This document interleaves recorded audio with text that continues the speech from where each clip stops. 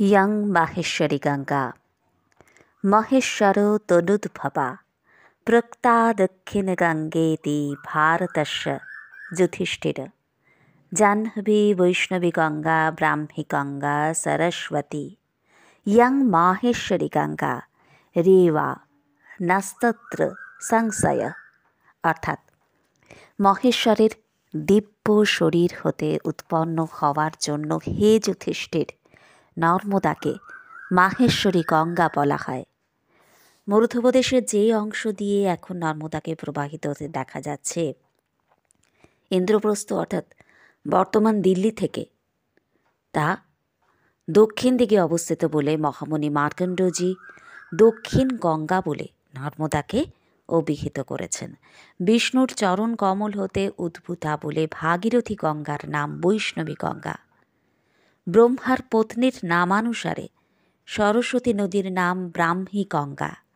আর মহেশ্বরের তেজময় তনু হতে নর্মদার উৎপত্তি বলে নর্মদাকে নিঃসন্দেহে মাহেশ্বরী গঙ্গা বা শাঙ্করী গঙ্গা বলা হয়। মা নর্মদা তোমার জয় জয়কার হোক, জয় জয়কার হোক, জয় জয়কার হোক। সবাইকে এই লাড্ডু গোপাল চ্যানেলে অনেক অনেক স্বাগত জানাই। গুরুদেবকে প্রণাম জানিয়ে, মাতা পিতাকে প্রণাম জানিয়ে আজকের এই পাঠ শুরু করছি। শঙ্কর নর্মদা, শ্রী নির্মল চন্দ্র গঙ্গোপাধ্যায় মহাশয়ের শঙ্কর নর্মদা থেকে পাঠ শুরু করব। তবে এতক্ষণ পাঠ করছিলাম তপভূমি নর্মদা থেকে, শ্রী শৈলেন্দ্র নারায়ণ ঘোষাল শাস্ত্রীজির তপভূমি নর্মদা থেকে। যে শ্লোকটা বললাম এবং তার বাংলা ভাবানুবাদ যেটা শাস্ত্রীজি লিখে গিয়েছেন সেটা পাঠ করলাম ওখান থেকে।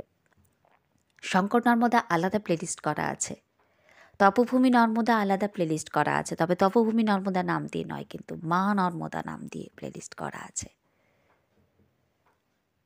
নর্মদা পরিক্রমা আলাদা প্লেলিস্ট করা আছে। তো আপনারা যদি প্লেলিস্টগুলো ধরে ধরে ভিডিওগুলো শোনেন, দেখেন আর কি, বা পাঠগুলো শোনেন আরও ভালো হয়। ভিডিওর থেকে এটাকে পাঠ বলাই ভালো। পাঠগুলো শোনেন, তাহলে আপনাদের পক্ষে সুবিধে হবে। আরও অনেকগুলো নতুন প্লেলিস্ট করা আছে, সেটা প্রতিটা ভিডিওতেই প্রায় আমি বলে দিচ্ছি। একটু সময় করে চ্যানেলের হোম পেজে গিয়ে একটু করে চেক করে নেবেন। যারা চেক করতে পারছেন না, অসুবিধা হচ্ছে, তাদের জন্য বলছি, চ্যানেলের যে ছবিটা রয়েছে, লাড্ডু গোপাল লেখা রয়েছে, তার পাশে দেখবেন আমার গোপাল সোনার ছবি দেওয়া রয়েছে। ওখানটা একটু ক্লিক করবেন, দেখবেন অনেকগুলো অপশান আসবে আপনার সামনে। প্লেলিস্ট লেখাগুলো শো করবে, ভিডিও, শর্টস, হ্যাঁ, কমিউনিটি। তো প্লেলিস্টে ক্লিক করবেন, দেখবেন পর পর পর পর যে কটা প্লেলিস্ট খোলা আছে সবগুলো শো করবে। ওর মধ্যে থেকে আপনার যেটা থেকে শুনতে ইচ্ছে করবে আপনি সেটাতে ক্লিক করবেন। তার মধ্যে দেখবেন আবার অনেকগুলো ভিডিও রয়েছে, সেগুলোর মধ্যে থেকে আবার যেগুলো যেগুলো শুনতে ইচ্ছে করবে ওই ক্লিক করে করেই ওপেন করবেন। যার ইচ্ছে হবে আপনারা ডাউনলোড করে নিতে পারেন। যদি মনে হয় এটা বারংবার শোনার দরকার আছে, তো ডাউনলোড করে নিয়েও শুনতে পারেন, অথবা বারবার অন করেও শুনতে পারেন, যেভাবে আপনাদের ইচ্ছে। শঙ্কর নর্মদা পার্ট 1 থেকে নিয়ে পার্ট 11 অবধি আপলোড হয়েছিল। পার্ট 10-এ এক দাদা কিছু প্রশ্ন করেছেন, একজন ভক্ত কিছু প্রশ্ন করেছেন। ওনার নাম বোধহয় সম্ভবত প্রসেনজিৎ ঠাকুর। আমি যদি ভুল বলে থাকি তো দাদার কাছে মাপ চেয়ে নিচ্ছি, কেননা আমি কিছু দেখে স্ক্রিনশট করে রেখেছিলাম, ঠিক কথা, কিন্তু সেটা এখন আর দেখে বলছি না, কেননা পাঠ করতে বসেছি, ওটা আর পার করে বসা হয়নি। স্ক্রিনশটটা কোথায়, মানে একটু তো পেছনের দিকে চলেই যায়, কেননা সব ছবি টবিগুলো থাকে বা মেসেজ থাকে ইত্যাদি ইত্যাদি। তো যাই হোক, তো দাদার যে প্রশ্নগুলো ছিল, ওনার প্রশ্নগুলো ছিল যে উনি পুরুলিয়াতে থাকেন এবং কিভাবে এই কুণ্ডটা কোথায়, মায়ের কাছে কিভাবে যাবেন, কুণ্ডটা যেটা দেখা যায় কি না, তো জ্ঞানগঞ্জ কোথায়, জ্ঞানগঞ্জে যাওয়া যায় কি না, জ্ঞানগঞ্জের কোনো সিদ্ধ মহাত্মার দর্শন কিভাবে পাবেন, এই সমস্ত প্রশ্নগুলোই উনি করেছেন। এবং তার সাথে ওনার এই পাঠ শুনে খুব আনন্দ হয়েছে, ভালো লেগেছে, সেই জন্য উনি আমার এবং আমাদের পরিবারের সবার মঙ্গল কামনা করেছেন। তো দাদাকে অনেক অনেক ধন্যবাদ, অনেক অনেক শুভেচ্ছা রইল। আপনিও খুব খুব ভালো থাকুন, এবং যারা এই পাঠ শুনছেন সবাইকেই বলছি সবাই ভালো থাকুন। তো আপনার যে প্রশ্নগুলো ছিল, আমি ওনাকে বলেছিলাম যে পার্ট 10-এ আমি উত্তর দিয়ে দেবো। অনেক সময় আমি এটা বলি, কিন্তু কথা বলেও রাখা সম্ভব হয় না, কেননা পাঠের সময় আবার ভুলে যাই। সেই কারণের জন্য আজকে এই পাঠের শুরুতেই বলছি, উনি পুরুলিয়া ডিস্ট্রিক্ট থেকে কিভাবে যেতে চান, কলকাতা থেকে যাওয়া যায় কিনা জিজ্ঞাসা করছেন। তো দাদাকে বলছি, এবং যারা আরও জানতে চাইছেন এই বিষয়ে তাদেরকে বলছি, মোটামুটি অনেকেই জানেন। আপনাকে যেটা কলকাতা থেকে আপনি সার্চ করে দেখে নেবেন, বা আপনি রেলওয়ে কাউন্টার থেকেই টিকিট কাটুন, কি সাইবার ক্যাব থেকেই কাটুন, বা বাড়িতে বসে ল্যাপটপেই কাটুন, যেভাবেই আপনি টিকিট সংগ্রহ করুন। কাটা শব্দটা একটু কানে লাগে, আবার বলতেও নেই, কম না বলাই ভালো। তো আপনি যেখান থেকে টিকিট সংগ্রহ করুন, সেখান থেকে আপনি কলকাতা হাওড়া থেকে ট্রেন পাবেন, মুম্বাই মেল আছে, তারপর আরও অন্য ট্রেন আছে। আমি যদি জানা লোকের সংখ্যা যদি বেশি থাকে, যদি ভক্তরা বেশি যদি প্রশ্ন আসতো, তাহলে আমি এটার ওপর নয় আলাদা একটা ভিডিও করতাম, কিন্তু যেহেতু সেটা আসেনি, সেই জন্যই বলবো আপনি কলকাতা থেকেও পাবেন, হাওড়া থেকে ট্রেন পাবেন, শালিমার থেকে ট্রেন যায়, সাঁতরাগাছি থেকেও ট্রেন ছাড়ে। তো ওটা একটু চেক করে নেবেন। আপনি কিভাবে সার্চ করবেন যে হাওড়া টু পেন্ড্রা রোড, অথবা হাওড়া টু পেন্ড্রা রোডের ট্রেন কিন্তু খুব কম, সপ্তাহে একটা কি দুটো ট্রেন ছাড়ে আমি যতদূর জানি, উইকলি। আর আপনি সার্চ করবেন হাওড়া টু বিলাসপুর। আপনাকে বিলাসপুর অবধি যেতে হবে যদি পেন্ড্রা রোডের ডাইরেক্ট ট্রেন আপনি না পান। পেন্ড্রা রোডের ডাইরেক্ট ট্রেন সপ্তাহে একটা কি দুটো ছাড়ে, সাঁতরাগাছি থেকেও ছাড়ে, শালিমার থেকেও ছাড়ে। তো সেটা ডাইরেক্ট পেন্ড্রা রোড যায়। আমি বলে দিচ্ছি, বিলাসপুর অবধি যদি আপনি যান, তাহলে বিলাসপুর থেকে ট্রেন আছে পেন্ড্রা রোড অবধি যাওয়ার। ওই ট্রেন মাঝে মাঝে আবার ক্যান্সেলও থাকে, তো ওটা আপনি একটু দেখে নেবেন। ওটা আপনি এখান থেকেও টিকিটটা মানে কেটে নিতে পারেন, সিট রিজার্ভেশন করে নিয়ে যেতে পারেন, বা সিট রিজার্ভেশন না, বার্থ রিজার্ভেশন করে নিয়ে যেতে পারেন। ওটা দিনে দিনেই আপনি পৌঁছে যাবেন।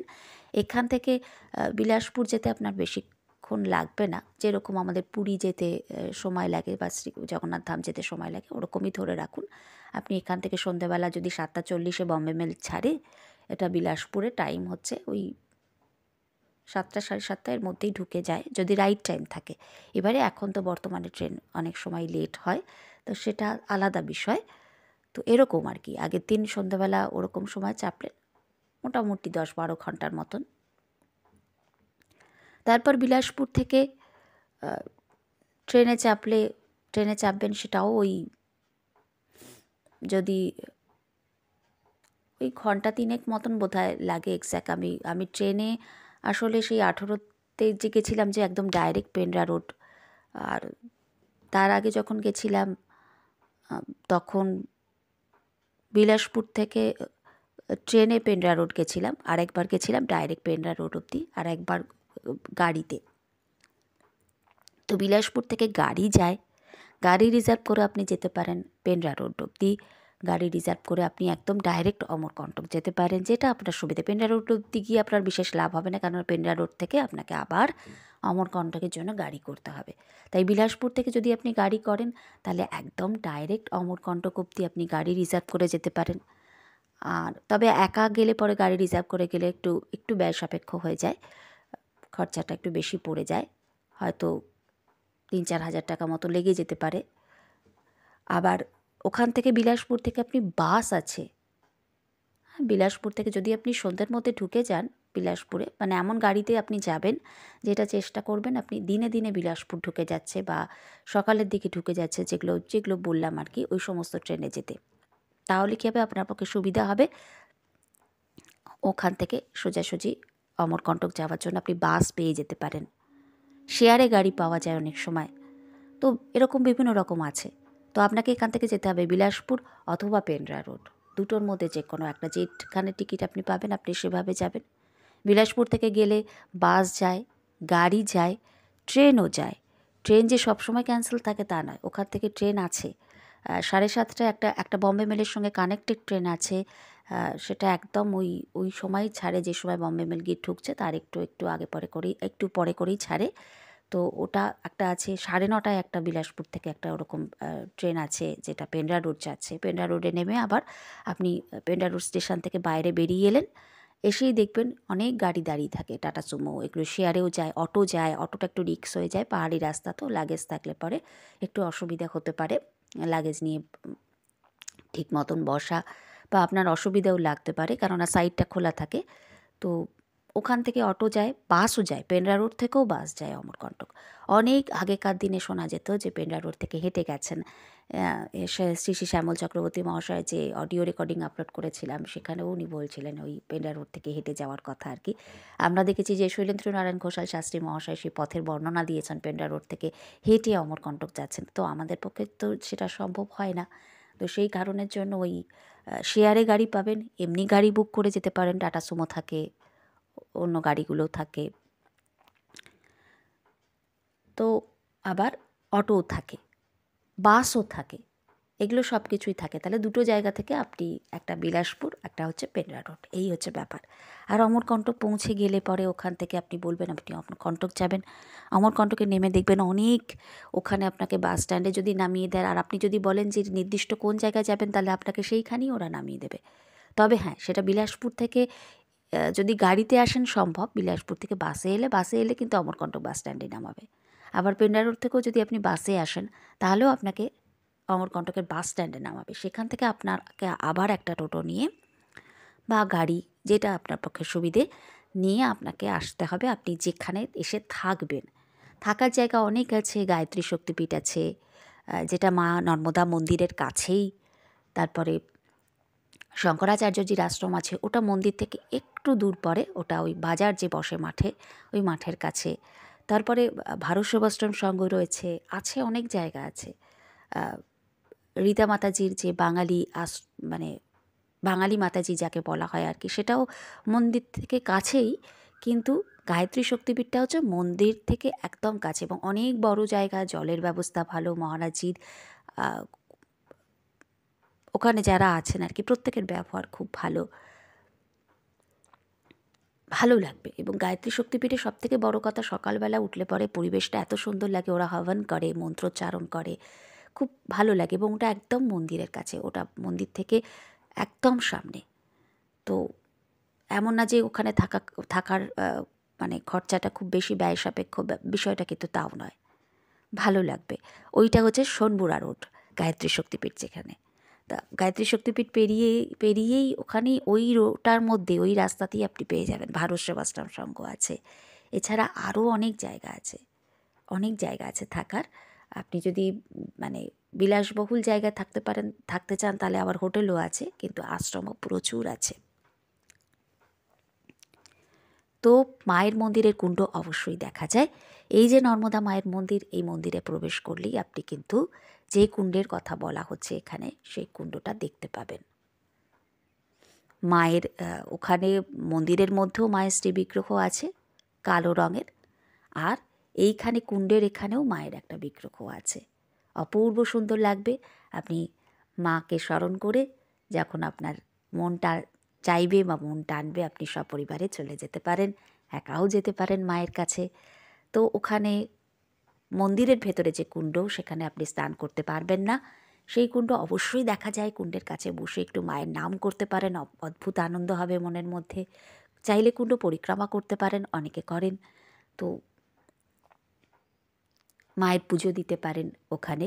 মন্দির থেকেও আপনি মায়ের পূজার সামগ্রী সংগ্রহ করতে পারেন। মন্দিরের বাইরেও প্রচুর দোকান আছে, সেখান থেকেও সংগ্রহ করতে পারেন। যারা পুজো দেবেন, ওখানে কুমারী পুজো বা কন্যা পূজনের একটা বিশেষ মাহাত্ম্য আছে। তো চাইলে ওখানে ছোট ছোট বাচ্চা মেয়েদেরকে আপনি মা নর্মদাজিকে স্মরণ করে, নর্মদাজি রূপ একটা হচ্ছে কুমারী কন্যা আর কি, কন্যারূপিণী মা নর্মদা, কন্যারূপিণী মা নর্মদাকে, অর্থাৎ সেই বাচ্চা মেয়েদেরকে আপনি তাদেরকেও পুজো করতে পারেন, তাদেরকে কিছু দিতে পারেন, যেটা মন চাইবে। কিন্তু মায়ের মন্দিরের ভেতরে যে কুণ্ডগুলো আছে, ওতে আপনি স্নান করতে পারবেন না, ওখান থেকে কেবল জল নিতে পারবেন। ওখানে বসে মায়ের পূজা করতে পারবেন, আরতি করতে পারবেন, ধূপদীপ দেখাতে পারবেন, ওখানে বসে মায়ের নাম করতে পারবেন, এটাই। ওখান থেকে জলও নেওয়া যায়, কিন্তু যে জায়গাটা দেখবেন কাঁচ দিয়ে ঘেরা, ওখান থেকে তো আপনি নিতে পারবেন না। এই পাশে দেখবেন ওই কুণ্ডটাই, এই পাশটাতে যেখানটা ওপেন করা আছে, সিঁড়ি টিড়িগুলো রয়েছে, সেখানটায় বসে আপনি জল নিতে পারেন। মায়ের আরতি কুণ্ডের ওখানেও হয়, আবার ভেতরে মন্দিরের মধ্যেও হয়। তো এই হচ্ছে আপনার প্রশ্ন আর প্রশ্নের উত্তর। তো ঠিক মায়ের মন্দিরের উল্টো দিকে একটা কুণ্ড রয়েছে, যেখানে স্নানের জন্য ব্যবস্থা করা আছে। আপনি ওখানেও স্নান করতে পারেন, তবে ওটা জলটা জমা জল থাকে, মানে কুণ্ডের ভেতরে আটকানো, যেটা সেই কারণের জন্য একটু অনেকের সমস্যা হয়। তো যাদের সেটা হতে হয়, তাদের যদি মা প্রবাহিত হচ্ছেন এমন কোনো জায়গায় আপনি স্নান করতে চান, তাহলে মন্দিরের কাছেই রামঘাট রয়েছে। আপনি একদম সামনে কাউকে জিজ্ঞাসা করবেন, আপনি যাকে জিজ্ঞাসা করবেন সেই রাস্তা দেখিয়ে দেবে, একদম মন্দিরের কাছে। আচ্ছা, রামঘাট বলতে গিয়ে মনে পড়লো, ভক্তনিবাস রয়েছে রামঘাট থেকে একটু এগোতে হয়। তো ভক্তনিবাসেও থাকার ব্যবস্থা আছে, ওখানে ব্যবস্থা খুবই ভালো। হয়তো একটু গায়ত্রী শক্তিপীঠের তুলনায় একটুখানি ওদের যে সেবা মূল্য আর কি, সেটা হয়তো একটু বেশি। আর তারপরে আছে বরফানি দাদাজির আশ্রম আছে, এরকম অনেক আছে, আপনি একটু জিজ্ঞাসা করে নেবেন। তো যাই হোক, তো রামঘাটে গিয়ে আপনি স্নান করতে পারেন, খুব আনন্দ হবে। মা ওখানে প্রবাহিত হয়ে চলেছেন, ওখানে বসতে পারেন, মাকে আরতি করতে পারেন, পূজা করতে পারেন পুষ্প দিয়ে, বা আপনার যা যা ইচ্ছে সব কিছু দিয়ে। তো ওখানে আপনি স্নান করতে পারেন, খুব সুন্দর বাঁধানো পরিষ্কার ঘাট, ভালো লাগবে, আনন্দ হবে, সব থেকে বড় কথা। তো এই এতগুলো কথা বললাম, অনেকে হয়তো বিরক্ত হচ্ছেন, তাহলে অনেকে হয়তো অফেন্ডেড হচ্ছেন যে দিদি শঙ্কর নর্মদার পাঠের মধ্যে এগুলো বলার কী আছে। তো শঙ্কর নর্মদার পাঠের মধ্যে এই জন্য বলে দিলাম যে আমি পরবর্তীকালে অনেক সময় হয়ে ওঠে না, অনেক সময় পাঠ করতে বসলে ভুলেও যাই, তো উত্তরটা দিতে দেরি হয়ে যায়, দিয়ে দিই সবার প্রশ্নের উত্তরই, কিন্তু দেরি হয়ে যায়। তো যেহেতু দাদা এতগুলো প্রশ্ন করেছেন, তো সেই কারণের জন্য বলে দিলাম যে, আর ওখান থেকে মায়ের অনেকগুলো তীর্থস্থান আছে, অনেকগুলো জায়গা আছে আর কি, সেগুলো যাওয়ার জন্য আপনি অটো রিজার্ভ করে বা গাড়ি রিজার্ভ করে আপনি যেতে পারেন আর কি। কাউকে জিজ্ঞাসা করবেন, তাকে সেই আপনাকে দেখিয়ে বা বলে দেবে। কিছু কেনাকাটির থাকলে ওখানে অনেক দোকানপাট এখন হয়ে গেছে, আগে অনেক কম ছিল, কিন্তু এখন অনেক দোকান হয়ে গেছে। কোনো অসুবিধা আপনার আশা করি হবে না, কারুর হয়ও না, মায়ের কৃপাতে কোনো অসুবিধে। তো এই হচ্ছে ব্যাপার। কপিলধারা, দুধধারা, সোনমুড়া, মাইবাগিয়া, এরণ্ডি সঙ্গম, মাইমারোয়া, তো এরকম অনেক স্থান আছে। তো সেগুলো আপনি, মার্কণ্ডজির আশ্রম, এরকম অনেকগুলো জায়গা আছে, তো আপনারা ওগুলো দর্শন করতে পারেন। পঞ্চধারা, তো এরকম অনেকগুলো জায়গা আছে, তো ওগুলো জিজ্ঞাসা করে করে আপনি গাড়ি একটা, যেহেতু আপনি চেনেন না আর কি, ভৃগুকমণ্ডলুর ওদিকটায় রাস্তা খুব খারাপ বলে গাড়ি যেতে চায় না।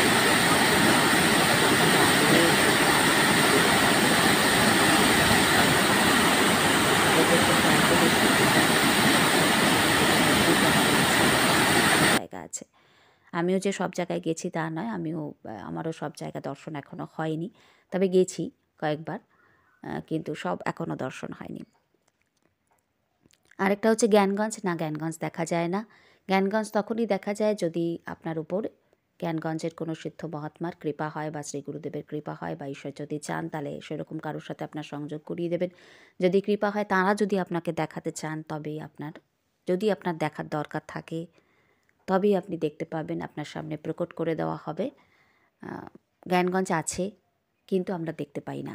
কেন না? সব জিনিস আমাদের এই স্থূল চোখে ধরা পড়ে না, এটা এতটাই সূক্ষ্ম, আপনার মানে মোটাভাবে বলতে গেলে বলা যায় যে আমাদের চতুর্থ আয়ামের ব্যাপার, এবং আমরা সেই জন্য এই চর্মচোখে দেখতে পাই না।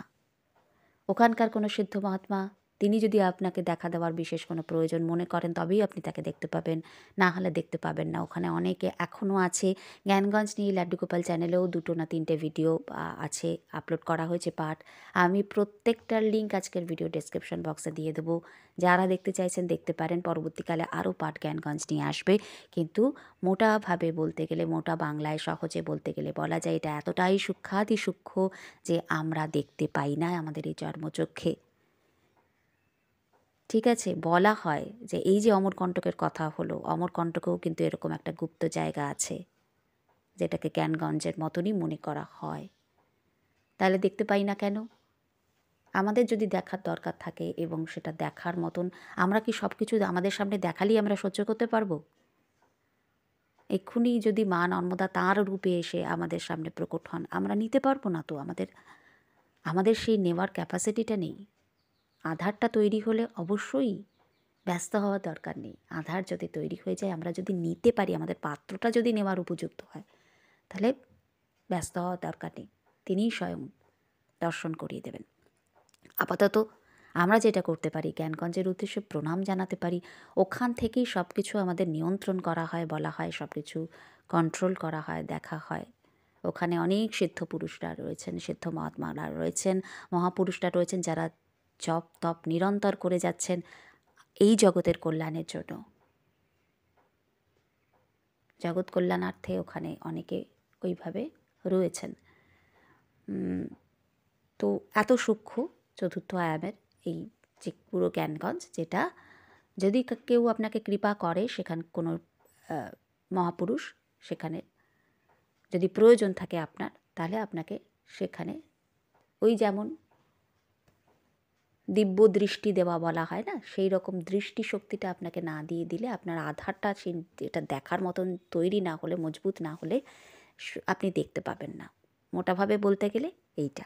সব জিনিস তো আমরা দেখতে পাই না। দেখতে পাই কি? দেখতে পাই না। কোনটা দেখতে পাই না? যেটা ইন্দ্রিয়াতীত জিনিস, সেটাই আমরা এই ইন্দ্রিয় দিয়ে দেখতে পাই। যেটা ইন্দ্রিয়াতীত নয়, এটা তো ইন্দ্রিয়াতীত নয়, সেই কারণের জন্য আমরা দেখতে পাই না। অতি সূক্ষ্ম জিনিস, অতি সূক্ষ্ম স্থান একটা জিনিস বলাটা ভুল, অতি সূক্ষ্ম স্থান একটা। আসছি এবারে পাঠে, কেননা অনেকটা সময় চলে গেল, সেজন্য সবার কাছে একবার মাপ চেয়ে নিচ্ছি। কেউ রাগ করবেন না বা বিরক্ত হবেন না, ওনার এতগুলো প্রশ্ন ছিল, সেজন্যই এগুলো বলে দিলাম। তো এবারে মূল পাঠে আসব। আমাদের পাঠ হয়েছিল কতটা না, শ্রী নির্মলচন্দ্র গঙ্গোপাধ্যায় মহাশয় পার্ট 11-এ বলেছিলাম যে তিনি ওখান থেকে যখন বিদায় নেবেন, তো সেই দোকানের সামনে তিনি দাঁড়িয়ে রয়েছেন এবং অমিতের খোঁজ করছেন, কিন্তু অমিতকে তিনি দেখতে পাচ্ছেন না আর কি। তো শ্রী নির্মলচন্দ্র গঙ্গোপাধ্যায় মহাশয় এবারে যাত্রা করবেন বলে বলছেন যে অমিতের সঙ্গে দেখা হলো না।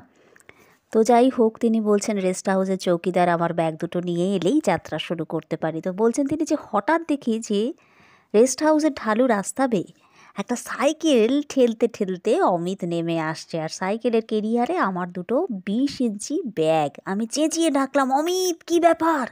তো কাছে এসে হাঁপাতে হাঁপাতে বলল যে একটা সাইকেল জোগাড় করতে বড় দেরি হয়ে গেল দাদা, শেষকালে হাসপাতাল থেকে এটা পেলুম, চলুন আমি রেডি। তো বললাম তার মানে? বললো বাহ, নিজের মাল তো নিজের কাঁধেই বইতে হবে, চলুন অন্তত কপিলধারা পর্যন্ত ব্যাগ দুটো সাইকেলে চাপিয়ে নিয়ে যাই, ফিরবার সময় সাইকেল চেপে নিজে ফিরে আসব। তো সাইকেলের কেরিয়ার থেকে তাড়াতাড়ি ব্যাগ দুটো নামিয়ে নিয়ে অযোধ্যার বেঞ্চিতে রাখলাম, আর মনে মনে বললাম, বড় শিক্ষা তুমি আমায় দিলে অমিত, তুমি আমার পথের গুরু, তোমাকে নমস্কার। দুটো ব্যাগের সমস্ত মাল ঢেলে ফেললাম বেঞ্চিতে। আলাদা করে রাখলাম একটা নতুন পশমি গেঞ্জি, মাফলার, একটা ছোট মশারি, আর সরিয়ে রাখলাম জোড়া কম্বলের একটা। বাকি জিনিস একটা বাঁধের ব্যাগের মধ্যেই আঁটলো। তো গুরুজির দিকে এগিয়ে গেলাম। তারপর বললাম, গুরুজি আর কখনো আপনার সঙ্গে দেখা হবে কি না জানি নে, তো পথিকের একটা সামান্য উপহার আপনাকে দিতে পারি? তো উত্তরের অপেক্ষা না রেখে পশমি পোশাকটি তার হাতে তুলে দিলাম। পোস্টমাস্টারকে আপত্তির অবকাশ না দিয়ে গরম মাফলারটা ঝুলিয়ে দিলাম তার গলায়, আর পান্ডাজিকে দিলাম মশারি। ব্যাগটা দিলাম অযোধ্যার হাতে। কারো আপত্তি শুনলাম না, হাত জোর করে বললাম, কৃপা করুন আপনারা, মুসাফিরকে চলার পথে হালকা হতে দিন, টাকার দিন, আশীর্বাদ করুন। আর সবশেষে দেউকির সামনে এসে শান্ত হাসি হেসে বললাম, দেউকি, শের সে জান বাঁচানে বালি বহিন, এই কম্বলটা নিয়ে তুমি আমাকে কৃতার্থ করো। দেউকের মুখে আর কৌতুক হাসি নেই, চোখের কোণে জল। কানাইয়ালাল তখন মৃদু হাসছিল। সে বললে, বহুত কিয়া, বহুত আচ্ছা কিয়া দাদা। তো অমিত কানাইয়ালালকে ঠেস দিয়ে বললে, জরুর, ঠিক তো কিয়া, अभी बावरा के साथ मिलकर दादा भी बिल्कुल बावरा हो जाएगा। তো সত্যি বাউরা লোক কানাইয়ালাল, বাউরা বলেই তো তাকে সঙ্গী পেয়েছি। বাউরার ঘর নেই, পথই তার ঘর। যৌবনের শ্রেষ্ঠ কটি বছর পথে পথে সে কাটিয়েছে, পথের প্রেমে হয়েছে আত্মহারা। আমি তাকে শুধিয়েছিলাম, কানাইয়ালাল তুমি ঘরে যাবে না? না দাদা। কি করবে তাহলে? শীত কাটলে এখান থেকে বার হব। যাবে কোথায়? যাব গোদাবরী পরিক্রমায়, গোদাবরীর উৎসমুখী। বলো কি, সে যে নাসিক! হ্যাঁ দাদা, নাসিক শহরেরও পশ্চিম ব্রহ্মগিরি পর্বতে জ্যোতির্লিঙ্গ ত্রম্বকেশ্বর দর্শন করে আসব। 3 জনে চলেছি পশ্চিম দিকে, পূর্ব পশ্চিমগামী অমরকণ্টকের প্রধান রাস্তা ধরে। ডাইনে বাঁয়ে পাকা সরকারি বাড়িগুলো ক্রমে ফুরিয়ে এলো, আর দুপাশ থেকে কাছে এগিয়ে আসতে লাগলো অরণ্য। প্রথম রাস্তা বেঁকলো বাঁদিকে কবির চবুতারার দিকে। আমরা অরণ্য ঘেরা সরু পথে চললাম কপিলধারার উদ্দেশ্যে। কুয়াশা কেটে গেছে, কনকনে শীতের হাওয়া। আমি আর কানাইয়ালাল জোর কদমে হাঁটছি। ভালো কথা, পাঠকে একটু বিশ্রাম দিয়ে একটা কথা বলি। এই যে কবির চবুতারার কথা এলো, তো কবির চবুতারা নিয়ে কয়েকদিন আগে একটা হিন্দি ভিডিও আপলোড করা আছে। আর সেখানে ওখানকার যে মহারাজজি রয়েছেন তাঁর কিছু কথা ও প্রবচনও রয়েছে। তো সেটার লিঙ্ক আজকের ভিডিও ডিসক্রিপশন বক্সে দিয়ে দেবো। যারা দেখেননি তাদের কাছে অনুরোধ রইল যে আপনারা সময় করে একবার সেটা দেখে নেবেন বা শুনে নেবেন। আসছি আবারও মূল পাঠে। বলছেন তিনি যে কপিলধারাতে তারা তো কবির চবুতারা মানে কপিলধারার উদ্দেশ্যে যাচ্ছেন। তো আমরা অরণ্য ঘেরা সেই সরু পথ ধরে চললাম কপিলধারার উদ্দেশ্যে। বলছেন তিনি কুয়াশা কেটে গেছে, কনকনে শীতের হাওয়া। আমি আর কানাইয়ালাল জোর কদমে হাঁটছি। অমিত এবড়ো খেবড়ো পাথুরে রাস্তায় খুব সাবধানে সাইকেল চালাচ্ছে। আমার ব্যাগটি তার সাইকেলের পিছনে বাঁধা। অমরকণ্টক মন্দির অঞ্চল থেকে কপিলধারা মাইল 7 তো হবেই। গায়ত্রী সাবিত্রী সঙ্গমের পর গান্ধী উদ্যান থেকে নর্মদা বহির্গত হয়ে সামনের অরণ্য প্রান্তরের মধ্যে অন্তর্হিতা হয়েছেন। আর সেই অদৃশ্য নর্মদাকে বাঁদিকে রেখে আমরা উত্তর পশ্চিম দিকে চলেছি। কপিলধারাতে নর্মদা পুনরাবির্ভূতা। তো কপিলধারার কিছু পূর্বে আমাদের দৃষ্টির অগোচরে প্রস্তর মধ্যে আরও 2টো পবিত্র জলধারা নর্মদার স্রোতে বিলীন হয়েছে। একটি ধারার নাম এরণ্ডি, আর অপর ধারাটির নাম কপিলা বা বিশল্লা। এরণ্ডি ও কপিল এই 2 মহামুনির নামে এই ধারা দুটির নাম। কপিলধারায় স্নান করলে মানব পাপ শল্য থেকে বিমুক্ত হয়, তাই তার অপর নাম বিশল্লা।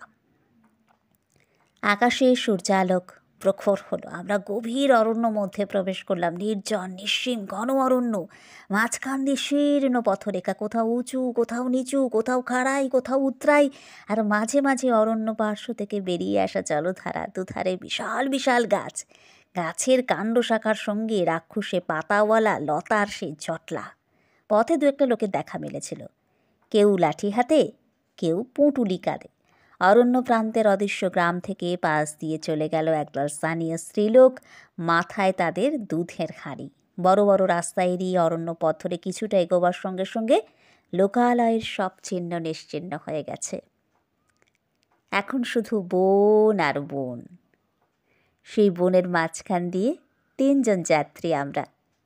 কানাইয়ালাল বললে যে নর্মদা পরিক্রমাবাসীর পথে 3টি মহাপরীক্ষা দাদা। প্রথম পরীক্ষা মুন্ড মহারণ্য, দ্বিতীয় পরীক্ষা ওঙ্কারেশ্বরের নিকটবর্তী ওঙ্কার ঝাড়ি, আর তৃতীয় রাজঘাট থেকে শুলপানি পর্যন্ত এই শুলপানি ঝাড়ি। এই 3টে অঞ্চল নিরাপদে পার হওয়া বড় ভাগ্যের কথা। 3 স্থানেই গভীর অরণ্য, কঠিন পার্বত্যভূমি আর দুর্দান্ত সাপদ ও আদিবাসীদের বসতি। প্রথম পরীক্ষার স্থান শুরু এখান থেকে প্রায় মান্দালা পর্যন্ত গভীর অরণ্য, মুন্ড মহারণ্য যার নাম। অরণ্যের রাজ্য মধ্যপ্রদেশ। অরণ্য মধ্যপ্রদেশের অন্যতম শ্রেষ্ঠ সম্পদ। এই রাজ্যের অরণ্য এলাকা অন্য যে কোনো রাজ্যের চেয়ে বড়। রাজ্যের সমগ্র আয়তনের 5 ভাগের 2 ভাগ শুধু অরণ্য। মধ্যপ্রদেশের অরণ্যের প্রধান গাছ সেগুন, শাল, সাজা, শালাই, অঞ্জন, পলাশ, তেন্ডু ও খয়ের। হরিতকি ও আমলকি গাছও কিন্তু প্রচুর। খয়ের এবং আবলুস গাছও মধ্যপ্রদেশের অরণ্যে যথেষ্ট জন্মায়। কানাইয়ালাল বললে যে মুন্ড মহারণ্য এত গভীর দাদা যে তার মধ্যে পাখি পর্যন্ত ডানা মেলবার জায়গা পেত না।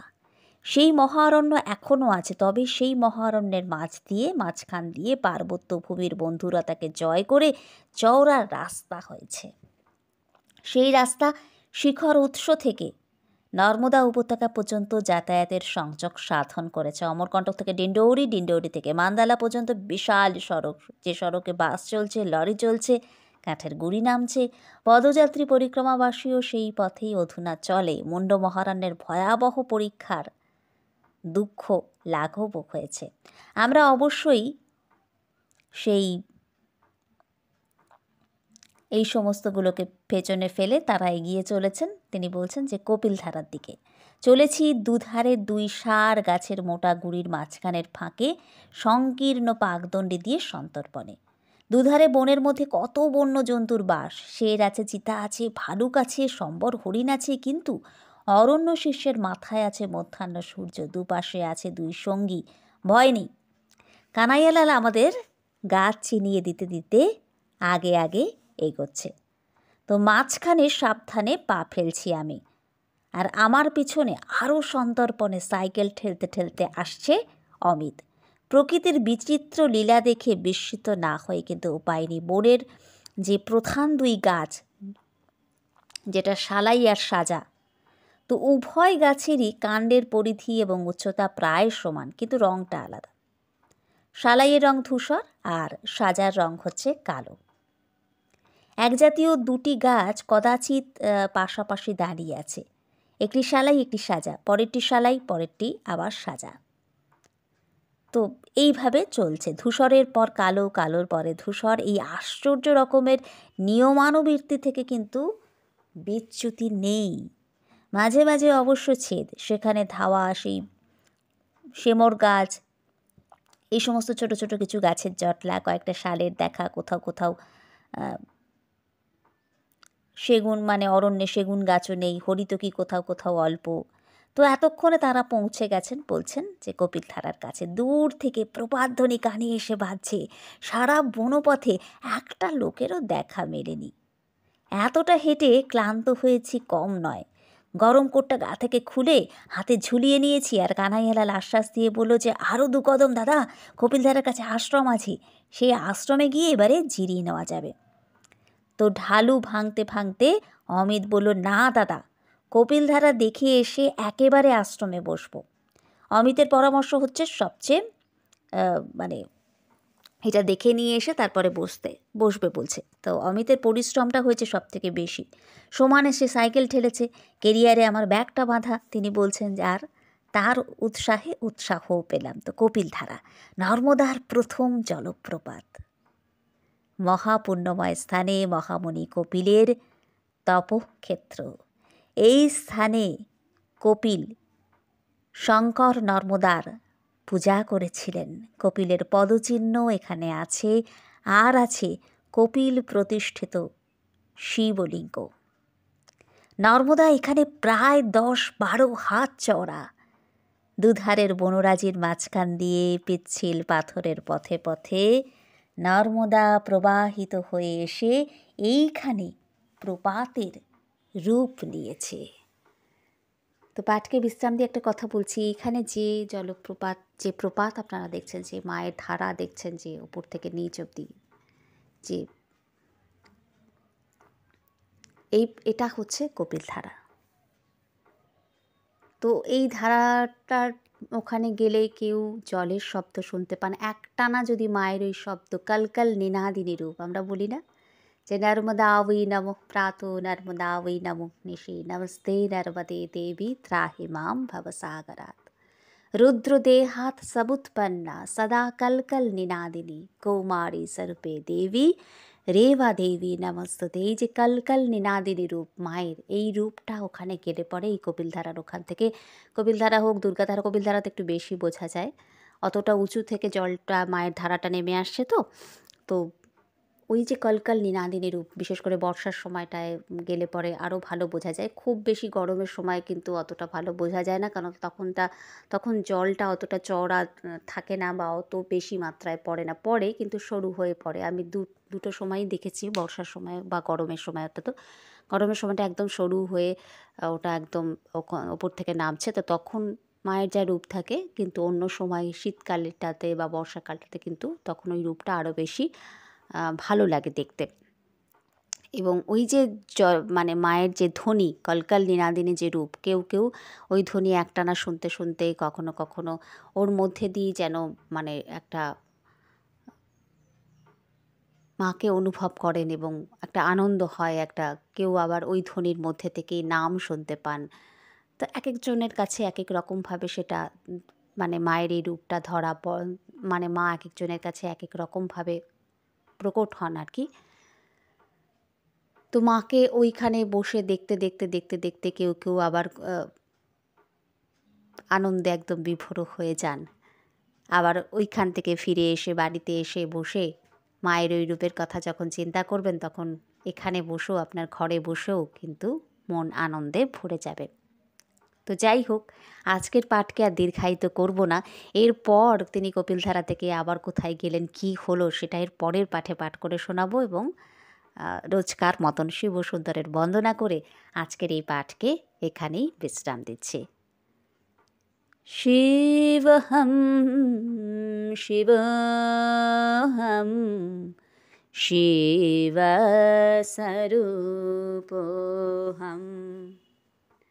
শিবোহম শিবোহম শিবস্বরূপোহম